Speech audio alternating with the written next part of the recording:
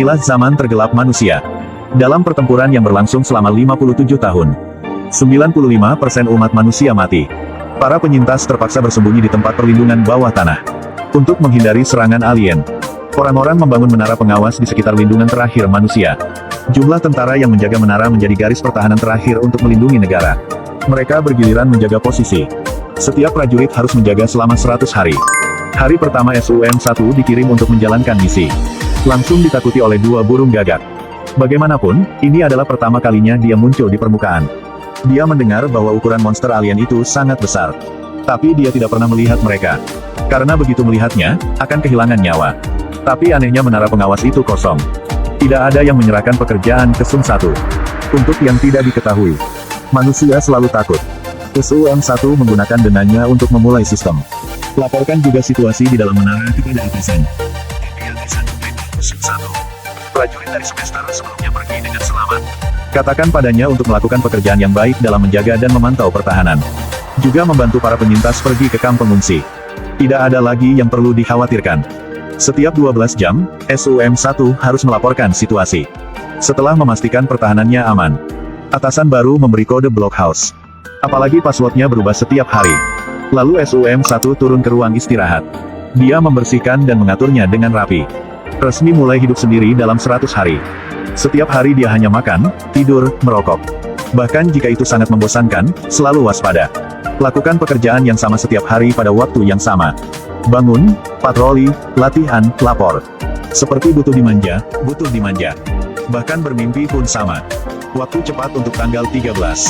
SUM-1 mendeteksi kelainan pada kamera pengintai. Segera laporkan situasinya kepada atasan dia.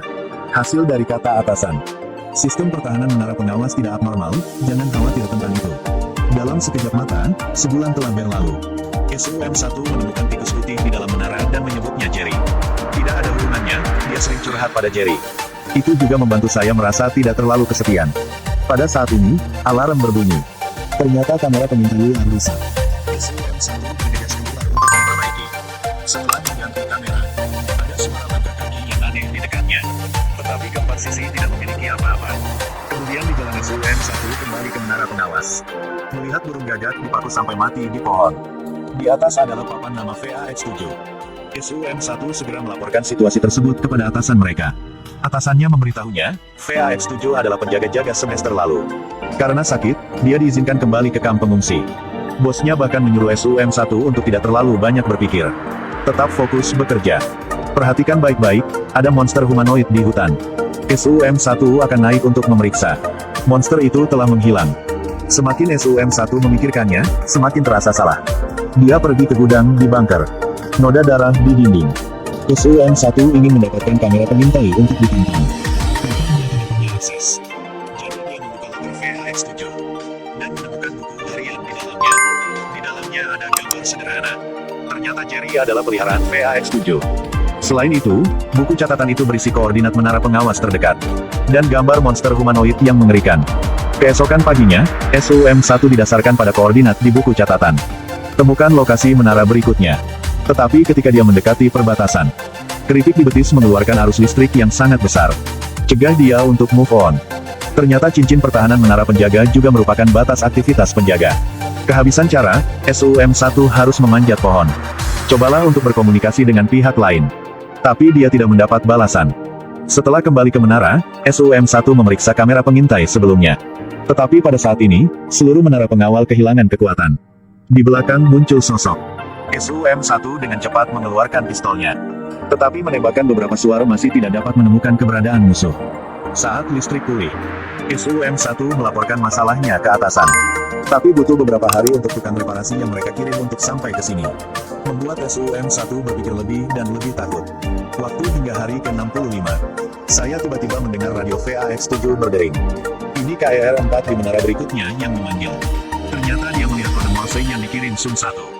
Dia pikir SUM-1 adalah VAX-7. Tetapi setelah musuh mengetahui bahwa VAX-7 telah kedaluarsa, segera tutup teleponnya. Keesokan paginya, SUM-1 berpatroli di dekatnya. Ditemukan ibu dan anak perempuan berlindung di sebuah gua. Sepertinya mereka sudah lama di sini. Tapi setelah mereka melihat SUM-1, segera berlari keluar dari pertahanan dalam ketakutan.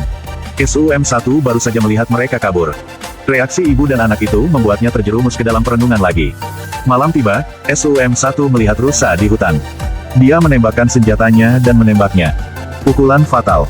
Binatang buas dalam dirinya pecah. Mulai makan daging mentah. Kemudian SUM-1 memanjat pohon. Dia dengan marah memanggil KER-4 tetapi pihak lain tidak menjawab. Dalam perjalanan kembali ke menara pengawas, gas beracun di dalam pertahanan dilepaskan. SUM-1 tidak punya helm jadi dia pingsan. Dalam kebingungannya, dia melihat monster humanoid. Ketika SUM-1 bangun, anehnya dia kembali di bawah menara pengawas. SUM-1 mengambil walkie-talkie lagi. Lalu beritahu KER-4. Monster mungkin telah menembus pertahanan. Tapi pihak lain masih tidak menjawab. Saatnya menuju hari ke-86. Tukang reparasi markas akhirnya tiba. SUM-1 menunjukkan padanya bayangan hitam di kamera pengintai. Tetapi pihak lain mengatakan itu hanya masalah sistem yang menyebabkan kesalahan di layar. SUM-1 tidak mengatakan apa-apa. Sementara tukang reparasi memeriksa sistem. Jerry tiba-tiba naik ke konsol. Dia segera melemparkannya ke dinding. SUM-1 melihat Jerry terluka. Kemarahan mengangkat pistol.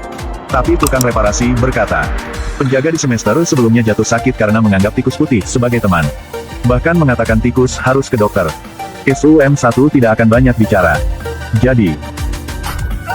Tapi SUM-1 tidak memperhatikan. Musuh telah menyelinap padanya. Tapi tukang reparasinya sudah tua. Bukan pesaing SUM-1. Dia dengan cepat mengendalikan tukang reparasi. Dia juga memberitahu SUM-1. Dia dulu seorang prajurit yang bertarung di garis depan. Prajurit mereka mati tak terhitung banyaknya. Monster tidak hanya besar. Itu juga menyerang dengan gelombang frekuensi. Begitu monster itu mendekat, telinga manusia akan berdarah. SUM-1 tentu saja tidak percaya kata-katanya. Dan menguncinya di kamar. Orang ini berada di menara pengawas kiamat. Jaga sendiri selama 90 hari. Awalnya biasa aja. Namun seiring berjalannya waktu, dia menemukan bahwa ada rahasia di sini yang tidak bisa diungkapkan. Dengan bantuan menara pengawas terdekat, SUM-1 dapat membuka kamera yang terkunci. Ternyata penjaga semester lalu tidak tahan dengan tekanan. Jadi ada masalah dengan saraf. SUM-1 mengatakan kepada KER-4. Mungkin tidak ada monster sama sekali. Juga tidak ada alien yang menyusup. Ini hanya penipuan. Tapi KER-4 menyuruh untuk tidak terlalu memikirkannya. Ini adalah kedua kalinya dia menjaga menara. Selesaikan pencarian 100 hari untuk kembali ke Suaka. Tapi SUM-1 masih percaya pada pemikiran diri sendiri. Pada saat ini, sistem peringatan cincin pertahanan utara telah menembus. SUM-1 yang marah menghancurkan perangkat alarm. Dan Jerry juga tidak sengaja dipukuli sampai mati olehnya. SUM-1 benar-benar lepas kendali. Untuk membuktikan pendapat dia tidur telanjang di hutan. Di malam hari, SUM-1 terbangun karena suara bising di dekatnya. Dia melihat monster humanoid. Kali ini dia tidak takut sama sekali. Kemudian ambil tanduk rusa dan pukul monster itu sampai mati. Tetapi ketika membuka penyamaran monster itu, dia menemukannya. Lawan itu adalah VAX-7. Kali ini dia bahkan lebih yakin dengan penilaiannya. Jadi dia memaksa tukang reparasi untuk memberitahunya bagaimana cara menghancurkan pertahanan. Kemudian, SUM-1 menekan rasa sakit karena memotong sistem peringatan cincin pertahanan. Dia pergi melalui hutan ke menara pengawas berikutnya. Ingin melarikan diri dari tanah ini dengan KER-4. Tapi setelah dia memasuki menara, menemukan tempat ini sangat kacau. KER-4 telah dicabik-cabik oleh monster. Di saat dia ragu, jeritan memekakkan telinga datang. Telinga SUM-1 mulai berdarah. Ini juga membuktikan kata-kata tukang reparasi. Saat monster mendekat, telinga manusia akan berdarah. SUM-1 datang ke jendela dan melihat drone yang tak terhitung jumlahnya bertarung. Ternyata benar-benar ada monster. Semuanya nyata. Dia yang menyabotase sistem peringatan. Mengarah ke invasi monster dengan sukses. SUM-1 tidak tahu harus berbuat apa.